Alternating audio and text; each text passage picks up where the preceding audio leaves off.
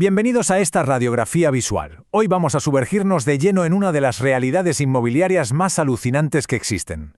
Nos adentramos en Guipúzcoa, la provincia vasca más pequeña, sí, pero también el escenario perfecto para entender un fenómeno extraordinario.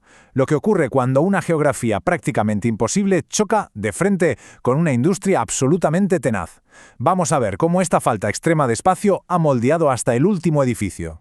Para trazar el mapa de este recorrido, vamos a ir desde las reglas del juego del territorio hasta las anomalías urbanas más concretas, cerrando con las macrocifras. Arrancaremos con la geografía y la industria, pasaremos por la excepción catastral foral, desgranaremos las 4 ciudades dentro de Donosti, analizaremos las rarezas de Eibar, Irún y Arrasate, veremos el tremendo reto de la verticalidad y terminaremos, como no, con las cifras finales. Vamos a ello. Punto 1. Geografía imposible, industria tenaz. Y es que, siendo la provincia vasca más pequeña, con poco más de 1.900 kilómetros cuadrados, posee una densidad de construcción que es una auténtica barbaridad.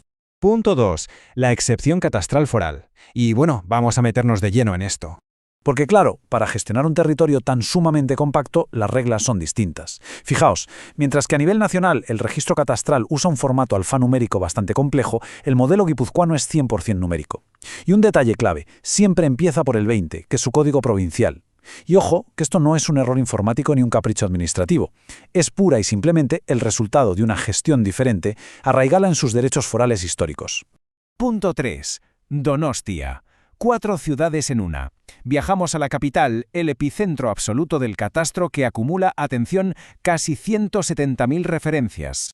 Esa inmensa cantidad de registros nos dice a gritos que esto va mucho más allá de la típica postal turística de la playa. Imaginad la ciudad como una tarta de distintos estratos históricos superpuestos. Primero tenemos el casco histórico, ahí encajonado al milímetro entre el monte y el río. El paso 2 sería el ensanche del siglo XIX con sus grandes bloques. Luego, el paso 3, con Gros y Amara representando toda esa expansión de la posguerra. Y el paso 4, la periferia más actual, zonas como Martutene o Enchaurrondo. Urbanísticamente es como meter 4 ciudades de épocas totalmente distintas en una sola caja de zapatos. Pero para el registro oficial, todas conviven por igual, creando un rompecabezas urbano fascinante.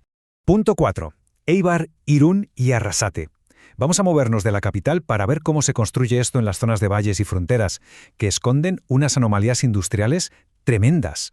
Empezamos con Irún, que es básicamente el gran comerciante fronterizo. Hablamos de más de 51.000 referencias donde la vivienda se mezcla muchísimo con instalaciones comerciales. ¿Por qué?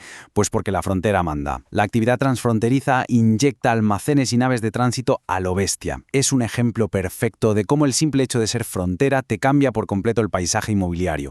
Luego tenemos a Eibar, la mítica capital armera. Imaginaos la situación, un valle súper estrecho, sin apenas suelo llano. La solución, construir fábricas hacia el cielo. Así nacieron esos impresionantes talleres y naves verticales del siglo XX. Y lo más increíble es que ese ingenio sigue vivo, porque muchas de estas enormes naves industriales se están reconvirtiendo hoy en viviendas o en espacios culturales. Es pura supervivencia y adaptación arquitectónica. Y cómo no, llegamos a Arrasate, o Mondragón, el gigante cooperativo. Aquí las instalaciones son tan inmensas y tienen usos tan variados que son una auténtica rareza catastral. Es alucinante constatar cómo bajo una misma etiqueta administrativa tienes enormes centros de formación, plantas de producción masivas y hasta sedes bancarias enteras. Encontrar toda esa ensalada de usos en un mismo registro de propiedad crea una singularidad que, literal, no tiene igual. Punto 5. El reto de la verticalidad. Todo esto nos lleva al gran tema que conecta a estos municipios, la escasez extrema de espacio forzada por la montaña. Y fijaos en este contraste porque los datos son muy curiosos. Si pensamos en la sensación residencial del día a día, en esos pisos incrustados en laderas escarpadas, la media suele rondar los 104 metros cuadrados. Pero si miramos el promedio provincial total, la cifra se dispara hasta los 162 metros cuadrados. ¿Cómo es posible? Pues exactamente por lo que acabamos de ver. Esas monstruosas instalaciones industriales y cooperativas. Son tan gigantescas que tiran de todo el promedio hacia arriba, alterando la estadística frente a lo que sería una vivienda normal. Para entender cómo se pobló toda esta verticalidad, tenemos que detenernos en una cifra abrumadora. 132.000. Ese es el número exacto de referencias que se construyeron solo en la prolífica década de los 70, un estallido del desarrollismo industrial que atrajo a muchísima mano de obra y, claro, exigió levantar edificios a un ritmo absolutamente frenético para poder alojar a toda esa gente.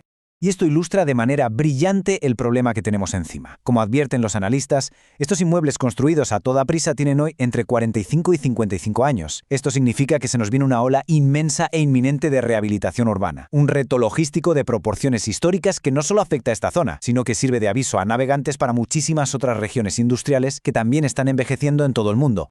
Mientras tanto, en la línea de costa nos encontramos con unos contrastes fantásticos. Por un lado, tenemos joyas como Hondarribia, manteniendo intacto su espectacular casco histórico amurallado con tipologías arquitectónicas antiquísimas, y en el otro extremo, lugares como Zarautz, entrelazando a un ritmo vertiginoso su tradición de veraneo del siglo XIX con los modernos complejos de apartamentos del siglo XXI. Punto 6. Las cifras finales. Vamos a alejarnos un poco para ver la foto macro de todo el territorio. Aquí es donde convergen todas las matemáticas de esta historia. Hablamos de un inmenso parque compuesto por más de 617.000 fincas censadas, todo diseñado para dar cobijo y espacio productivo a una población de más de 733.000 residentes, sosteniendo ese promedio general de 162 metros cuadrados impulsado por la industria. Estos números son la prueba definitiva de que el catastro es, literalmente, una biografía viva. Es el reflejo de cómo una enorme cantidad de personas logran encajar, convivir y producir en un entorno geográficamente tan sumamente comprimido.